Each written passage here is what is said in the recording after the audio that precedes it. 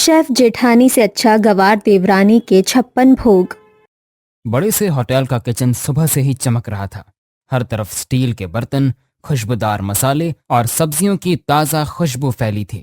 राधा अपने सफेद chef coat और टोपी में पूरे कॉन्फिडेंस के साथ खड़ी क्लाइंट का इंतजार कर रही थी। उसके साथ कई जूनियर शेफ काम कर रहे थे। ध्यान से सुनो सब, आज हमें इटालियन, थाई और चाइनीज तीनों कुजीन्स का बेस्ट दिखाना है। मैम, पास्ता के लिए सब्जियां कट चुकी हैं। बहुत अच्छा, अब सॉस को धीरे धीरे पकाना, जलना नहीं चाहिए। मैम, चाइनीज के लिए मंचूरियन तैयार कर रहे हैं। ठीक है, लेकिन टेस्ट बैलेंस होना चाहिए। मैम, क्लाइंट पहुंच गए हैं। ये सुनते ही सब लोग और तेजी से काम करने लगे।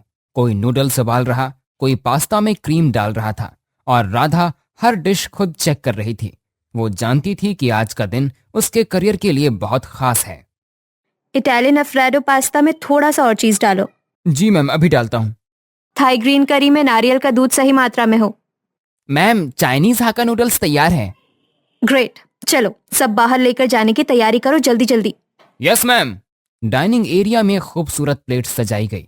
राधा खुद क्लाइंट के पास गई और मुस्कुराते हुए हर डिश का नाम और उसकी खासियत बताने लगी। क्लाइंट ध्यान से सुन रहा था और खुश भी नजर आ रहा था। सर, ये इटालियन अल्फ्रेडो पास्ता है, क्रीमी टेस्ट के साथ। इसका टेस्ट वाकई बहुत अच्छा है और बाकी से यूनिक लग रहा है। ये चाइनीज मंचूरियन और हक्का नूडल्स है। इसका टेस्ट भी बहुत बढ़िया है। और ये थाई क्रीम करी राइस के साथ। अमेजिंग। खाना तो आपके यहाँ का जैसे हमने एक्सपेक्ट किया था उससे भी अच्छा है। हमारी तरफ से तो आप डील पक्की ही समझिए। क्लाइंट के जाने के बाद बॉस ने राधा को अपने कैबिन में बुलाया। राधा थोड़ा घबराई हुई थी, लेकिन उसे अपने काम पर पूरा भरोसा था। बॉस के चेहरे पर मुस्कान थी। राधा, आज आपने कमाल कर दिया। थैंक यू सर, ये सिर्फ मेरा नहीं, मेरी पूरी टीम की मेहनत है। वेरी गुड, आप टीम भी बहुत अच्छे से मैनेज करती हैं। सो आपको मैं प्रमोट कर रहा हूँ। अब से पूरे होटल की फूड मैनेजमेंट आप संभालेंगी। ये मेरे लिए बहुत बड़ी बात है। आप सीनियर एग्जीक्यूटिव शेफ बन चुकी हैं। थैंक यू सर, मैं आपको निराश नहीं करूंगी। शाम को राधा होटल से इटालियन पास्ता और चाइनीज नूडल्स बचा हुआ खाना पैक करके घर लेकर आती है। जैसे ही डिब्बे खुले, पूरे घर में खुशबू फैल गई। सब लोग किचन में इकट्ठा हो गए। वाह राधा, आज तो बहुत अच्छी खुशबू आ रही है। बहू, खुशबू से ही मन खुश हो गया। दीदी, आप तो सच में बड़ी शेफ बन गई हो। आज इटालियन और चाइनीज दोनों है। मुझे तुम पर बहुत गर्व है। और एक खुशखबरी भी। सब लोग खाने के साथ बात कर रहे थे। फिर राधा ने अपनी प्रमोशन की बात बताई। आज मुझे होटल में प्रमोशन मिला है। अरे वाह, भगवान तुम्हें और तरक्की दे। कौन से पोस्ट पर? Senior executive chef. भाभी बेस्ट हो। कांग्रेचुलेशंस, मैं बहुत खुश हूं तुम्हारे लिए। खुशी के माहौल में सांस ने धीरे से एक और बात छेड़ी। वो रवि की शादी को लेकर काफी खुश थी। राधा, वैसे हमें भी एक बात बतानी है। क्या मम्मी जी? रवि के लिए लड़की पसंद की है। ये तो बहुत अच्छी बात है। लड़की वाले अगले हफ्ते देखने आएंगे। मैं सब तैयार कर लूंगी। खाने पीने की जिम्मेदारी तुम्हारी होगी। आप चिंता मत कीजिए। ऐसे ही दिन बीतता जाता है और आज लड़की वाले आने वाले थे। राधा ने होटल से छुट्टी ली। घर की डेकोरेशन देखने के बाद राधा किचन में गई। उसने अपने खास शेफ वाले बर्तन निकाले, एप्रन पहना और टोपी लगाई। ननंद नेहा उसके साथ खड़ी होकर मदद करने लगी। आज हम सब कुछ खुद बनाएंगे। भाभी, मेन्यू क्या होगा? Pizza, Italian white sauce pasta, Thai soup, noodles और भी चीजें होंगी। और डिजर्ट में चॉकलेट मूस और तिरामिसू। मजा आ जाएगा। किचन में राधा और नेहा मिलकर जल्दी जल्दी खाना बना देते थे और इधर लड़की वाले घर आ गए। सब बैठकर बात करने लगे। फिर थोड़ी ही देर में राधा और नेहा ने मिलकर सबको खाना सर्व किया। राधा ने अपने शेफ वाले अंदाज में अच्छे से सब कुछ डेकोरेट करके सर्व किया। ऐसा खाना तो बड़े होटल में मिलता है। हमारी बहू इस शहर के सबसे बड़े होटल में शेफ है। और अब प्रमोशन भी हो गया है। बहुत अच्छी बहू है। Thank you. हमने पंडित जी को दिखाया तो सबसे शुभ मुहूर्त 1 महीने के बाद का ही है। ये तो बहुत अच्छी बात है। और रवि बाबू, आपको हमारी बेटी पसंद आई? कुछ कहना हो तो आप भी बोलिए। हाँ, मुझे पसंद आ गई है सीमा। बाकी आप लोगों ने जैसा डिसाइड किया है वैसा ही होगा। हाँ, चलो बढ़िया है फिर तो। थोड़ी देर बाद लड़की वाले चले जाते हैं। घर लौटने के बाद सीमा के पिता उसे समझाने लगे। उसके चेहरे पर चिंता साफ थी।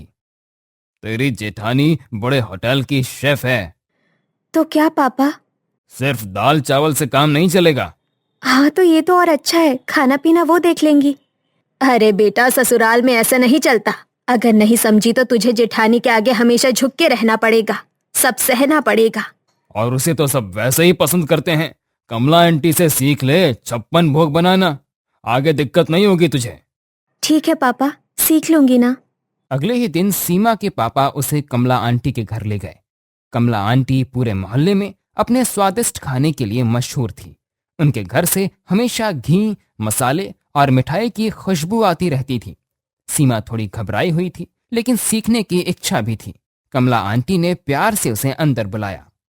आओ बेटी, आज से असली रसोई की ट्रेनिंग शुरू। आंटी मुझे कुछ भी नहीं आता। डर मत, सब सीख जाएगी। इसे अच्छे से सिखाना, शादी में बस 1 महीना है। चिंता मत करो, 56 भोग सिखा दूंगी। कमला आंटी ने सबसे पहले सीमा को चटनी बनाना सिखाया। हरी चटनी, इमली की मीठी चटनी और मूंगफली की चटनी। सीमा ध्यान से देखती और करती जा रही थी। धीरे धीरे उसका डर कम होने लगा। फिर उसे तरह तरह की सब्जियां, पकवान और मिठाइयां बनाना सिखाया। सीमा सब 15 दिन में सीख गई। फिर उसने खुद 56 भोग बनाया और बड़ी सी थाली में छोटे छोटे लटर सजाकर खाना परोसा और सबसे पहले कमला आंटी को खिलाया। वाह बेटा, तेरे हाथों में तो जादू है और इतनी जल्दी सीख लिया तूने। विश्वास नहीं हो रहा मुझे, ये तूने बनाया है। ये सब तुमने बनाया? हाँ पापा। चलो अच्छा है, सीख गई बिटिया। अब ये पूरी ट्रेंड है, आप सबके आशीर्वाद से। 15 दिन बाद सीमा की शादी हो गई। ससुराल में सब लोग उसे प्यार से मिले। हर कोई उसकी जेठानी राधा की तारीफ कर रहा था। सीमा चुपचाप सुनती रही। आपकी जेठानी तो बड़ी शेफ है। हाँ, सब बताते हैं। खाना कमाल का बनाती है। हाँ, सुना है मैंने। सब उन्हीं की तारीफ कर रहे हैं, मुझ पे तो ध्यान ही नहीं है किसी का। अगली सुबह पहली रसोई थी। सीमा ने सोचा था 56 भोग बनाएगी, लेकिन सास ने हल्का सा खाना बनाने को कहा। सीमा का मन थोड़ा उदास हो गया। आज पूरी सब्जी और खीर काफी है। जी माँ जी, इतना सब सीख कर धीरे धीरे सब करना। ठीक है। ऐसे ही घर में भी सब राधा को बहुत पसंद करते थे और ज्यादातर उसी के हाथ का खाना खाते थे, जिससे उसको अपनी जेठानी पसंद नहीं थी। फिर ऐसे ही दिन बीतते चले गए और कुछ दिनों के लिए राधा ऑफिस के काम से बाहर चली गई। घर की पूरी रसोई का काम सीमा पर आ गया। उसने धीरे धीरे सबको अपने हाथ का खाना खिलाया, जिससे घर के सभी लोग उसके खाने को पसंद करने लगे। फिर एक दिन उसने 56 भोग भी बनाया और उसी दिन राधा वापस आ गई। सास ससुर ने सीमा के बनाए 56 भोग की तारीफ राधा के सामने की। उन्होंने कहा कि ये इटालियन और चाइनीज से भी ज्यादा स्वादिष्ट और हेल्दी है। तू नहीं थी राधा तो सीमा ने खाने में कोई कसर नहीं छोड़ी और सीमा का 56 भोग कमाल का है।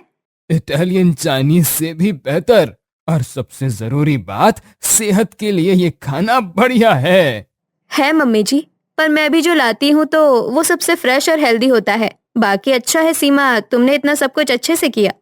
थैंक यू भाभी। चलो कल से हम दोनों मिलकर घर संभालेंगे। मैं तुम्हें दूसरी कंट्रीज का खाना बनाना सिखाऊंगी और तुम मुझे ये सब बताना कैसे बनाया। हाँ जी भाभी, बिल्कुल। चलो आ जाओ, तुम भी खा लो सब।